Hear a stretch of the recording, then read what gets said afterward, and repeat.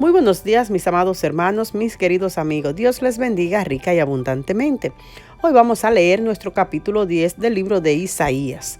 Leemos en el nombre del Padre, del Hijo y del Espíritu Santo. Amén. Ay de los que dictan leyes injustas y prescriben tiranía, para apartar del juicio a los pobres y para quitar el derecho de los afligidos de mi pueblo, para despojar a las viudas y robar a los huérfanos. ¿Y qué haréis en el día del castigo? ¿A quién os acogeréis para que os ayude cuando venga de lejos el asolamiento? ¿En dónde dejaréis vuestra gloria?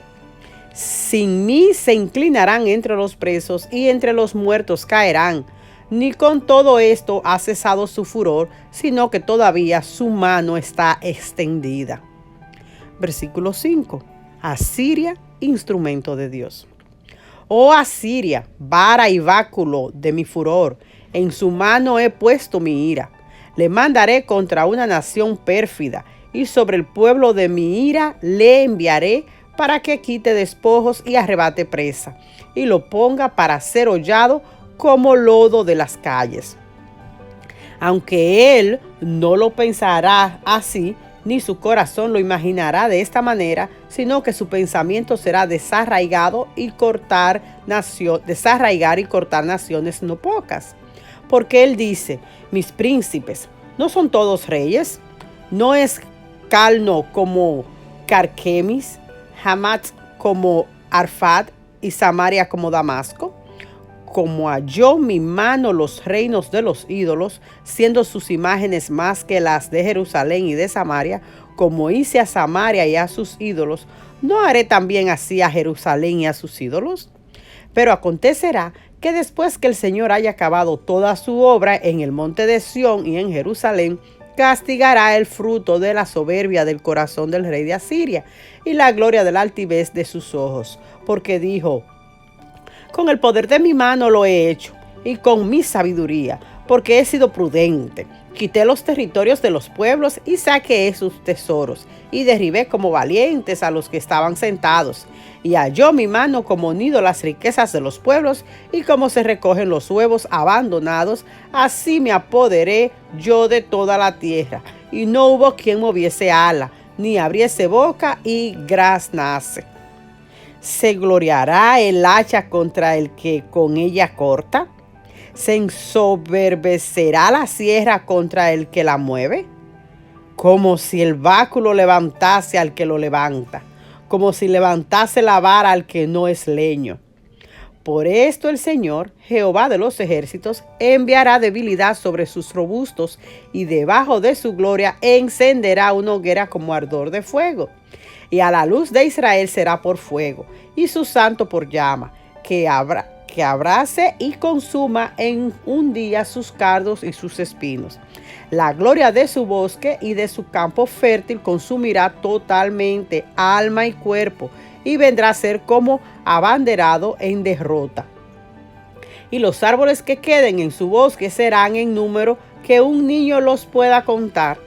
Acontecerá en aquel tiempo que los que hayan quedado de Israel y los que hayan quedado en la casa de Jacob nunca más se apoyarán en el que los hirió, sino que se apoyarán con verdad en Jehová, el Santo de Israel. El remanente volverá, el remanente de Jacob volverá al Dios fuerte. Porque si tu pueblo, oh Israel, fuere como las arenas del mar, el remanente de él volverá, la destrucción acordada rebosará justicia. Pues el Señor, Jehová de los ejércitos, hará consumación ya determinada en medio de la tierra. Por tanto, el Señor, Jehová de los ejércitos, dice así: pueblo mío, morador de Sión, no temas de Asiria. Con vara te herirá, y contra ti alzará su palo a la manera de Egipto. Mas de aquí a muy poco tiempo se acabará mi furor y mi enojo para destrucción de ellos. Y levantará Jehová de los ejércitos azote contra él, como la matanza de Madián en la peña de Oreb, y alzará su vara sobre el mar, como hizo por la vía de Egipto. Acontecerá en aquel tiempo que su carga será quitada de tu hombro, y su yugo de tu cerviz, y el yugo se pudrirá a causa de la unción. Vino hasta Ahat, pasó hasta Migrón. En Micmas contará su ejército. Pasaron el vado, se alojaron en Jeba. Ramá tembló, Gabad de Saúl huyó. Grita en alta voz, hija de Galim. Haz que se oiga hacia Lais, pobrecilla Anatot. Manmena se alborotó, los moradores de Gebim huyen. Aún vendrá día cuando reposará en Nob. Alzará su mano al monte de la hija de Sión, al collado de Jerusalén. He aquí el Señor, Jehová de los ejércitos, desgajará el remanente con violencia, y los árboles de gran altura serán cortados, y los altos serán humillados, y cortará con hierro la espesura del bosque, y el Líbano caerá con estruendo. Amén, amén. Dios bendiga su palabra, y ahora lo dejo con mi querido hermano Eric y la explicación de la misma. Dios te bendiga, hermano Eric. El Señor les bendiga, mis amados hermanos. Nos sentimos muy contentos de seguir avanzando en este momento, lo que es el capítulo 10 de Isaías, y ha sido una grata experiencia hasta donde vamos compartiendo.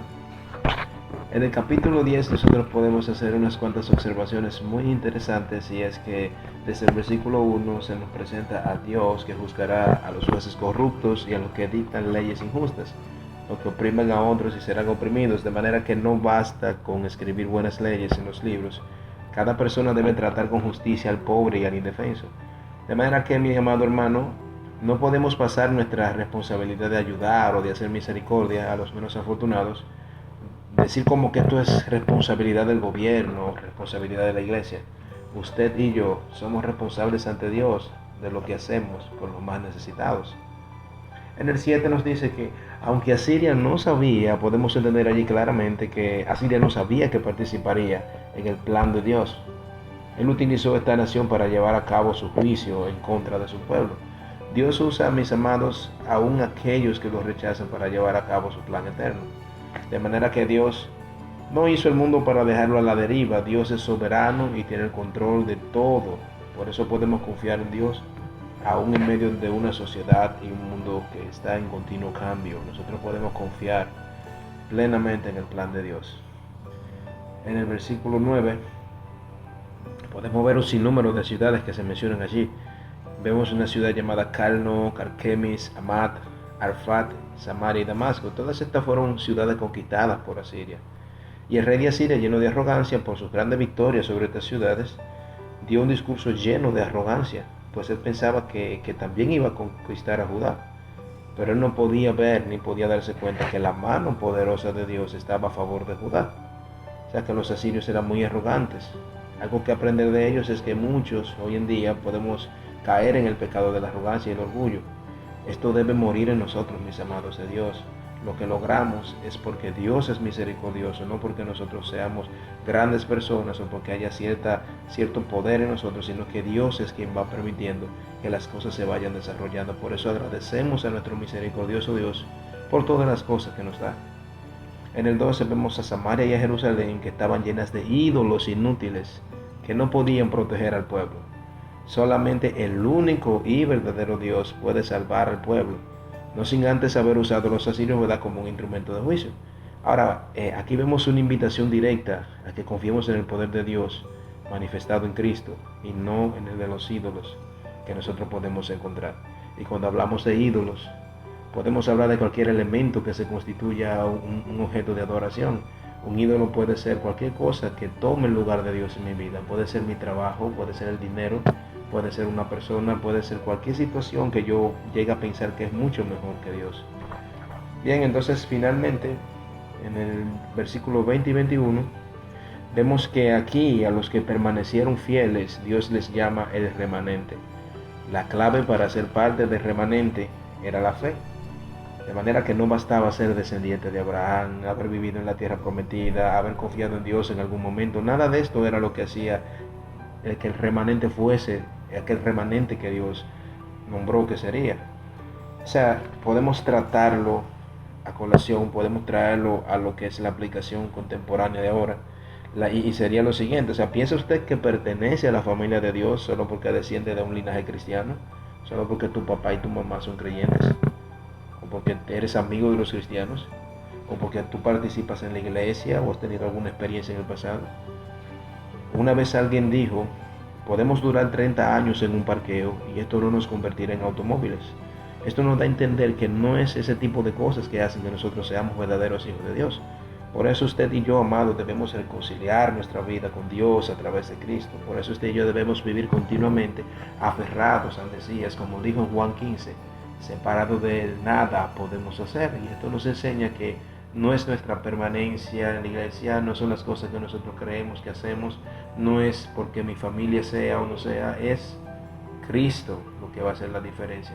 Vengan a Cristo y permita que Él haga una obra poderosa en su vida. El Señor le bendiga una vez más, mis amados.